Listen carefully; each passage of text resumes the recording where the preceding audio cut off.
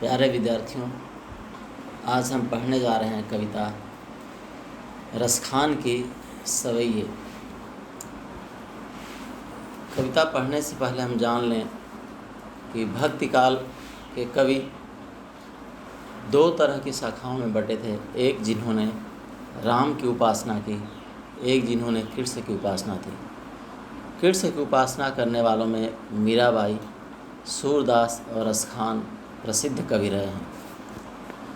सभी कवियों ने अलग अलग तरह से अपने उपास्य की, अपने ईश्वर की उपासना की है।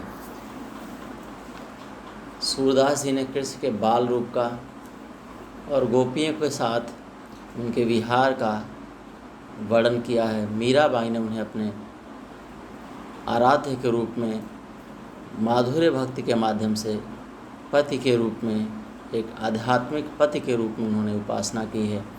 और रसखान की कविता भी उसी तरह अपने उपास्य की उपासना भक्ति के माध्यम से वो करते हैं, और सूरदास से थोड़ी अलग इनकी कविता है।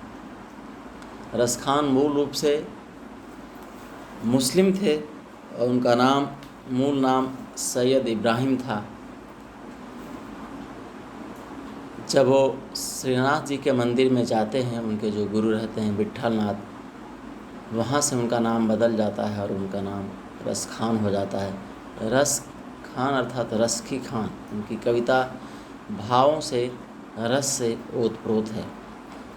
तो कृष्ण की भक्ति का एक अलग रूप रसखान की कविता में देखने को मिलता है।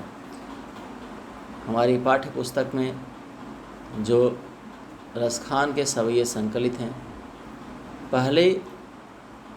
पहला जो सवैया है उसमें रसखान का कृष्ण की जन्मभूमि अर्थात वृंदावन से गहरे लगाव का वर्णन हुआ है। दूसरे सवैये में रसखान कृष्ण के काले कंबल पर तीनों लोगों का राज त्यागने को तैयार हैं, अर्थात उसके सामने तीनों लोगों का सुख और राज तुच्छ है।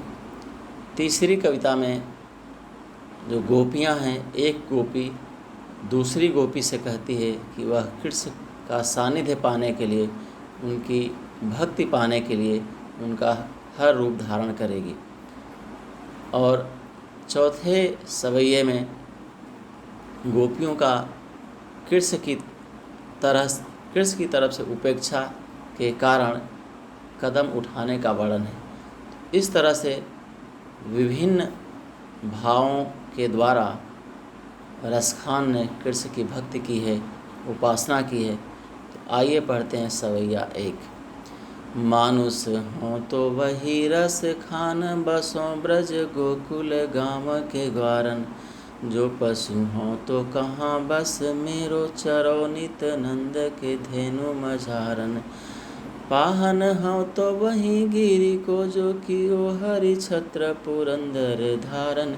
जो खग हो तो बसेर करो, मिली कालिंदी कुल कदम्ब की डारन। जो खग हो तो बसेर करो, मेरे कालिंदी कुल कदम्ब की डारन। तो ये कविताएं जो भक्ति काल की हैं, कृष्ण, मीरा और रसखान की रची गई हैं, ये ब्रज भाषा में कविता है, इसलिए इसके कुछ शब्दों को भी आप देख लें। इनके कठिन शब्दों के अर्थ क्या है। मानुष हों अर्थात मनुष्य में अगर बनूं, बसों मतलब बसना या रहना, ब्रज अर्थात ब्रज का जो प्रदेश है, जो वृंदावन है, गोकुल गांव के ग्वारन अर्थात ग्वाल बालों के बीच। जो पशु हों, अगर पशु बनूं तो कहाँ बस मेरो, मेरा वश नहीं है, अर्थात मेरे अधिकार में नहीं कि वो कौन से पशु बनेंगे, लेकिन फिर भी कहते हैं कि यदि बनूं तो चरों मतलब चरूं। जैसे पशु चरते हैं, घास चरते हैं, घासें चरते हैं। नित मतलब प्रतिदिन। नंद मतलब कृष्ण के जो पालक थे बाबा नंद की। धेनु मतलब गायें। मझारन मतलब बीच। पाहन मतलब पत्थर। हौ मतलब होना या बनना। तो वही गिरि मतलब पहाड़ या पर्वत।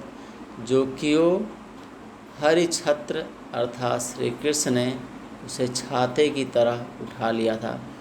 पुरंदर धारण, पुरंदर अर्थात इंद्र, इंद्र भगवान एक बार बहुत क्रोधित हो गए ब्रज के लोगों पर और उन्होंने घनघोर बारिश की ताकि पूरा ब्रज प्रदेश वृंदावन डूब जाए। उसी समय गोवर्धन पर्वत को श्री कृष्ण ने अपने सबसे छोटी उंगली पर उठाया था और सारे गोकुलवासी वहाँ उसकी छाँव में बच गए और इस तरह इंद्र का अभिमान चूर चूर हो गया, वो उन सब का कुछ नहीं बिगाड़ पाया। तो ये वहीं का प्रसंग है। जौ खग मतलब पक्षी, हाँ मतलब बनूं, तो बसेर करूं अर्थात निवास करूं या रहूं। मिली कालिंदी कूल कदम्ब की डारन, कालिंदी यमुना को कहते हैं, यमुना नदी को, कूल मतलब उसके किनारे, कदम्ब की डारन, कदम्ब एक तरह का वृक्ष होता है छोटा सा जो नदियों के किनारे मिलता है। तो कहते हैं कि कदम्ब की डार पर, कदम के वृक्षों पर मैं पक्षी बनूं तो निवास करूं। उन्हीं कदम के पेड़ों पर कृष्ण चढ़कर मुरली बजाया करते थे, इसलिए कवि चाहता है कि इस तरह से उनका सानिध्य प्राप्त करें।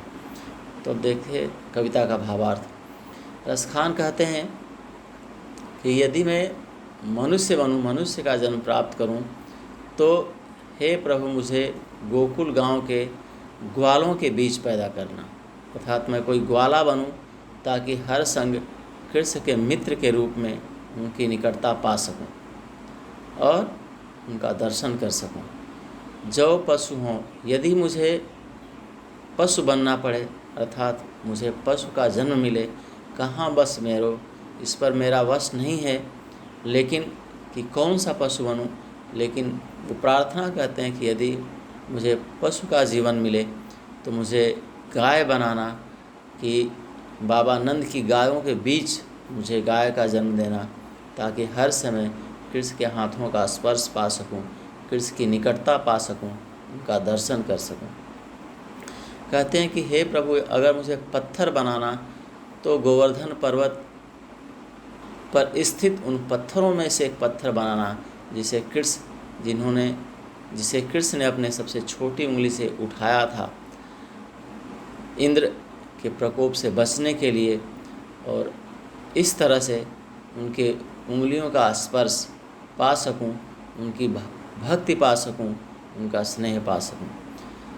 कहते हैं कवि, यदि मुझे प्रभु पक्षी बनाना तो मुझे उसी यमुना के किनारे जो कदम के पेड़ हैं, उन्हीं कदम के पेड़ों पर रहने वाले पक्षियों में से एक पक्षी बनाना, ताकि जब उन वृक्षों पर चढ़ करके, जिन वृक्षों पर चढ़ के कृष्ण बांसुरी बजाया करते थे, उसको मैं अनुभव कर सकूं। उनके उस बांसुरी को, वहाँ हमेशा कृष्ण के आने को, बांसुरी बजाने को, नंदों, ग्वालों और गोपियों के साथ खेलने के उस दृश्य को, उस एहसास का आनंद ले सकूं, निकटता प्राप्त कर सकूं, इस तरह से उनके करीब पहुंच सकूं और उनकी भक्ति मुझे प्राप्त हो पाए। आज के लिए इतना ही। आगे के सब ये हम ऑनलाइन क्लासेज में पढ़ने की कोशिश करेंगे। आप इसको पढ़ लीजिएगा। बहुत बहुत धन्यवाद।